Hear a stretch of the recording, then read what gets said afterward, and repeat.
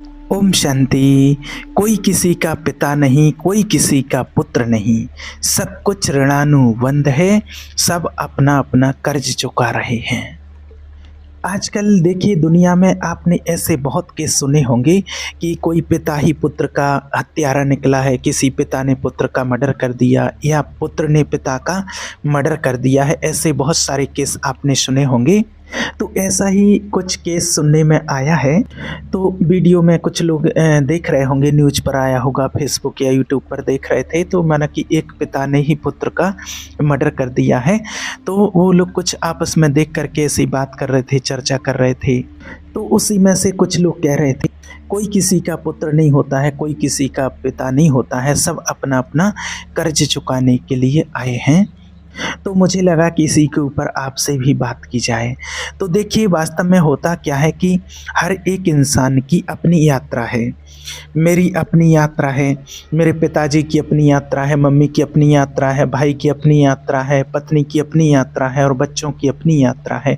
सबकी अपनी अपनी। आज जो हम एक दूसरे से जुड़ते हैं ये हमारे कर्मानुबंध होते हैं। कर्मानुबंध होते हैं। पुराना जो लेन देन होता है, जैसे मान लीजिए कि आपने इस जन्म में किसी व्यक्ति से पैसा लिया 1 लाख रुपए।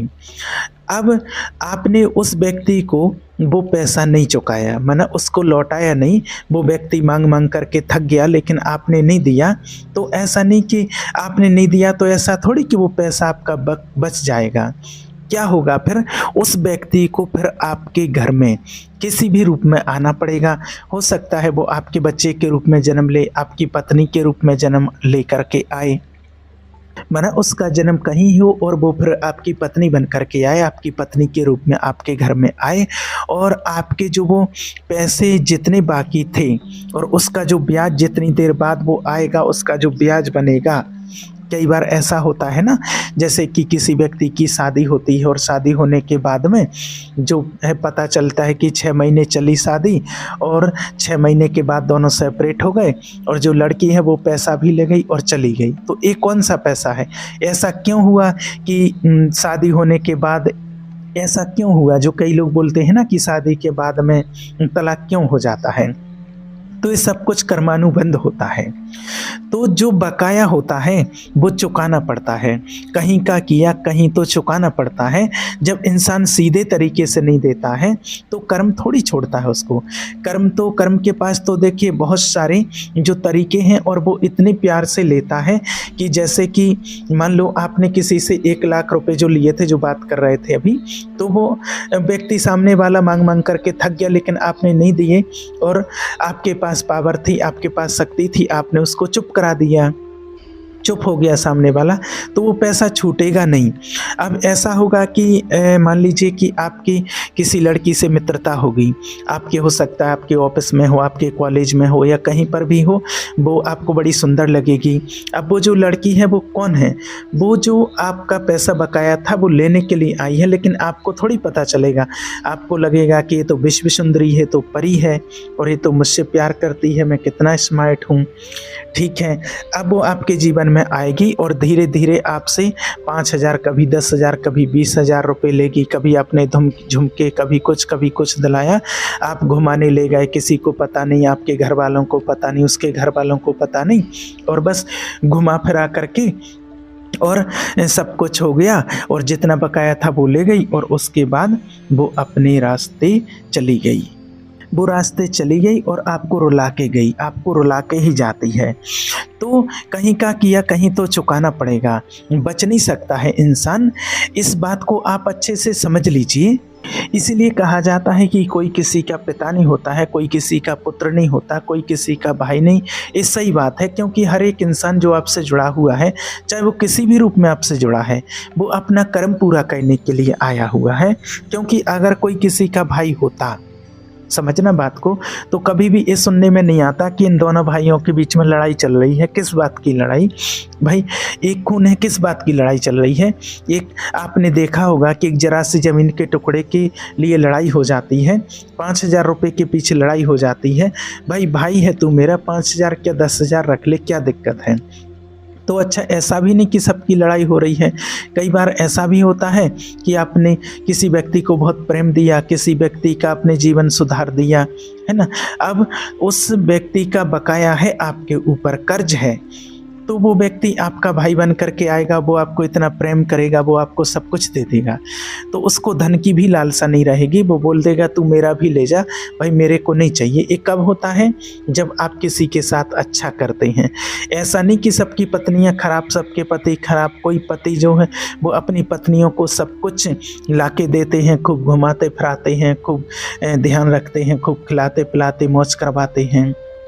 तो एक कर्मानुबंध, कर्मानुबंध का मतलब केवल गलत कर्मानुबंध थोड़ी होता है कि गलत का ही भुगतान होता है, ये सही का भी होता है। अगर आपने किसी व्यक्ति के साथ अच्छा किया, मान लो कि कोई भी व्यक्ति है, मान लीजिए एक एग्जाम्पल की कोई देरानी जेठानी है घर में, और मान लीजिए अगर जेठानी ने अपनी देरानी को बहन की तरह रखा, तो वो कर्म भी लौट करके आएगा।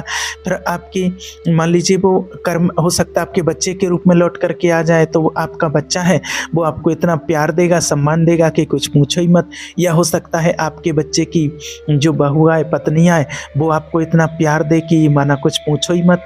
माँ बाप को सारी खुशियाँ देंगे बहू बेटे।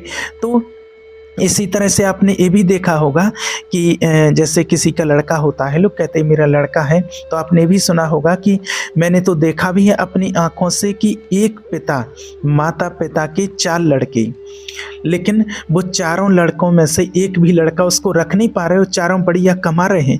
ये मेरी आंखों देखी बात बता रहे हैं, चारों बढ़िया कमा रहे, किसी के पास कोई कमी नहीं है।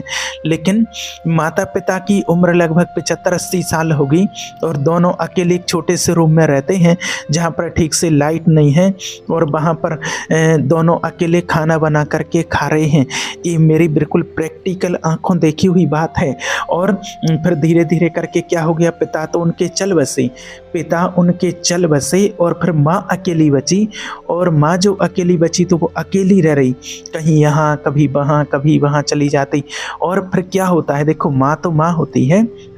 अब उसके एक बेटे की किडनी खराब हो जाती है, मैंने दोनों किडनी खराब हो जाती हैं, तो माँ ने किडनी भी दे दी उसको। माँ ने उस अपने बेटे को किडनी दे दी, और वो उसको खाने के लिए नहीं भी देता, फिर भी माँ ने किडनी दे दी। और उसके बावजूद भी वो बेटा सही हो गया, सब कुछ करने लगा, उसके बावजूद भी खाने को नहीं दे रहा, और उसके बावजूद भी माँ के कमरे की लाइट काटती उसने कि बिल ज़्यादा आता है। ये मेरी आंखों देखी हुई बात है। अब वो बेचारी गर्मियों में, सर्दियों में, अकेली अंधेरे में जैसे करके भी अपना चला रही है, कभी कहीं चली जाती है, कभी कहीं चली जाती है। लेकिन मजाल है कि जिसको किडनी दी वो, या और उन चारों में से कोई कह दे कि मान लो साथ में नहीं रह पाते तो हम कम से कम खाना ला करके दे देंगे।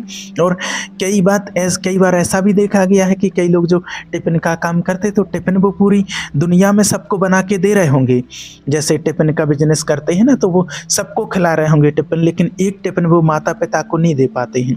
तो बताइए कि कौन किसका पिता, कौन किसकी माता। और देखिए, ऐसा भी नहीं कि सारे बच्चे खराब होते हैं, बहुत सारे बच्चे ऐसे भी होते हैं कि हथेली पर बिठा करके रखते हैं माता पिता को। एक कर्मानुबंध होता है। तो कुल मिला के बात यह है कि जो जैसा करेगा वो वैसा ही भरेगा। आपने जो भी दिया है वो सब कुछ आपके पास किसी भी माध्यम से लौट करके आएगा। तो इसीलिए अच्छे कर्म करो। और कई बार ऐसा होता है कि देखें, लोग किसी भी तरीके से पैसा कमाते हैं, कोई गलत तरीके से भी पैसा कमाते हैं, और फिर उनसे पूछा जाता है तो फिर वो कहते मैं तो अपने बच्चे के लिए ही कर रहा हूँ ना। तो मत करो आप ऐसा, क्योंकि जैसा धन वैसा अन्न, जैसा धन आप कमाते हैं और वैसा ही धन आएगा, जैसा धन आप कमा के लाते हैं वैसा ही अन्न आएगा, और फिर वैसा ही हो जाता है मन। जैसे आप धन कमा रहे हैं वो आपका बच्चा खा रहा है, ठीक है। अब धीरे धीरे आपको तो लग रहा कि मैं कैसे भी कमा रहा हूँ, बच्चे के लिए कमा रहा हूँ, लेकिन मत कमाओ आप ऐसा, क्योंकि ना तो आप खा पाओगे और ना बच्चा खा पाएगा, और आप दोनों के बीच में कलेश हो जाएगा। क्योंकि उस धन से, उस अन्न से उसकी बुद्धि ऐसी हो जाएगी, अभी भले आपको बहुत प्यारा लग रहा है, आपके पास आकर के बैठता है, पापा पापा करता है, आपको छोड़ता नहीं है, आपको लगता कि मेरा तो बेटा मेरे को कभी नहीं छोड़ता। देखिए, बुद्धि परिवर्तित होने में समय नहीं लगता है, और बुद्धि परिवर्तित कर देता है कर्म। कर्म के हाथ में हमारी बुद्धि, हमारा प्रारब्ध है, समय नहीं लगता है बदलने में। तो इसलिए ऐसा नहीं है कि हर पत्नी खराब, हर पति खराब है ना, या फिर हर माता पिता खराब हैं। ये सब होता है कर्म अनुसार। ये व्यक्तिगत है, किसी के बहुत बढ़िया, किसी के बहुत खराब, कारण दोनों के अलग अलग कर्म। तो ये कर्मानुबंध होते हैं। तो इसलिए किसी भी व्यक्ति के साथ ऐसा व्यवहार मत करो कि फिर उसे वापस आपके जीवन में आना पड़े और आपको दुख देना पड़े। अगर कर सकते हो तो लोगों का भला करो, अच्छा कोई कर्म करो, किसी को दुखी मत करो, क्योंकि अगर आप दुखी करोगे तो वो फिर लौट करके आएगा आपके पास। फिर आप कहोगे भगवान ने हमारे साथ क्या कर दिया। भगवान क्यों करेंगे, भगवान क्या इतना फ्री बैठे हैं कि आपके साथ कुछ गलत करें। जो कुछ भी करते हैं वो हम खुद करते हैं अपने कर्मों के द्वारा। इसलिए लोग कहते हैं ना कि इस व्यक्ति ने मेरा नुकसान कर दिया। अरे उसने नुकसान नहीं किया, वो हमारे ही किसी कर्म का फल है। बिना कर्म के किसी को एक सुई, एक कांटा तक नहीं छुप सकता। ये किसी का नुकसान होना, अस्पताल में पैसे लगना, या फिर कहीं भी पैसा डूब जाना, सट्टे में पैसा डूब जाना, ये सब क्या है, ये कर्मानुबंध होते हैं। किसी का लिया दिया नहीं है तो वो सेटल तो होगा, कैसे ना कैसे करके रोक नहीं पाओगे आप उसको। अस्पताल में कितना प्यार से पैसा देते हैं लोग। जैसे मान लीजिए किसी का पैसा नहीं चुकाया, वो देना पड़ेगा, तो प्रकृति को कोई योजना बनानी पड़ेगी। तो वो कैसे बनाएगी, तो पता चलेगा कि आपका ही कोई अपना बीमार है। अब ऐसा तो नहीं बोलोगे कि मैं तो नहीं कराऊंगा इलाज, तुरंत दौड़ के जाओगे अस्पताल में। देखो कितना पैसा चाहिए, यहाँ 5,000 जमा करना है काउंटर पर, तब आगे बढ़ेंगे। हाँ ये लो तुरंत 5,000 जमा कर दिए, रिपोर्ट करवा के आओ। मना थोड़ी करेंगे कि नहीं करा रहे, करवानी पड़ेगी। 20,000 यहाँ जमा करा दो, ये दवाई को और ये दवाई लेकर के आओ। कितने हुए, 10,000। बोल ये लो तुरंत 10,000। और अगर आपके पास नहीं भी होंगे तो कहीं से मांग करके दे दोगे। तो ये कौन सा पैसा है, ये वही है जो चुकाया नहीं गया है। प्रकृति के पास बहुत सारी योजनाएं हैं, तो इसलिए इससे ये भी फर्क नहीं पड़ता है कि भाई मैं तो नहीं मानता इन चीज़ों को। तो ऐसा थोड़ी है कि आप नहीं मानते हैं तो ये आपके ऊपर लागू नहीं होगी। मानना नहीं मानना मैटर नहीं करता है। कहीं का दिया कहीं तो चुकाना पड़ता है, कहीं का लिया कहीं तो चुकाना पड़ता है, कहीं का किया कहीं तो भुगतना पड़ता है। इसलिए ऐसा पैसा मत कमाओ अपने बच्चों के लिए कि जो आपको ही तकलीफ़ दे दे बाद में, और वो बच्चे को भी तकलीफ़ दे दे। अच्छा पैसा होगा तो अच्छी बुद्धि रहेगी और अच्छा चलेगा जीवन। तो वास्तव में यही है कि कोई किसी का पिता नहीं, कोई किसी का पुत्र नहीं, सबके अपने अपने ऋणानुबंध से जुड़े हुए हैं। अगर कोई परिवार में सब लोग अच्छे रहते हैं तो मतलब वो सब उन सबको जोड़ा गया है उनके अच्छे कर्मों की वजह से। अगर किसी परिवार में, जैसे कई बार ऐसा होता है ना, हमारी तो बहू ऐसी आ गई कि उसने जो है घर में सब कलेश कर दिया है। क्यों आई बहू ऐसी, कर्म से आई है। बेवजह थोड़ी आती है कि क्या ऐसे ही थोड़ी किसी की खराब बहू आ जाती है। बहू को दोष मत दो, कर्म को दोष दो। लेकिन हम कर्म को ये थोड़ी मानते कि हमने किसी के साथ बुरा किया, हम तो बहुत अच्छे हैं, हम तो दूध के धुले हुए हैं, हमने तो कभी किसी के साथ बुरा नहीं किया है।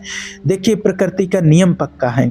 किसी को आप भले कुछ भी कह दो कि मैं बड़ी आदमी हूँ, लेकिन वो सब कुछ दिख जाता है ना, जो जिसने किया है। इसलिए अच्छे कर्म करो तो आपके साथ सब कुछ अच्छा होगा। और जो कुछ भी ये हम बोल रहे हैं ना कि मम्मी खराब, पत्नी खराब, पति खराब, ये सब कुछ लेना देना और चुकाना ही पड़ता है, और चुका रहे हैं। इससे कोई बच भी नहीं सकते हैं। शिकायत कर सकते हैं लेकिन बच नहीं सकते हैं। अपने कर्मों का हिसाब किताब हर किसी को चुकाना ही पड़ता है। इसलिए आपसे हमेशा कहते हैं कि कर्म बहुत सोच समझ करके करना चाहिए। ठीक है। ओम शांति।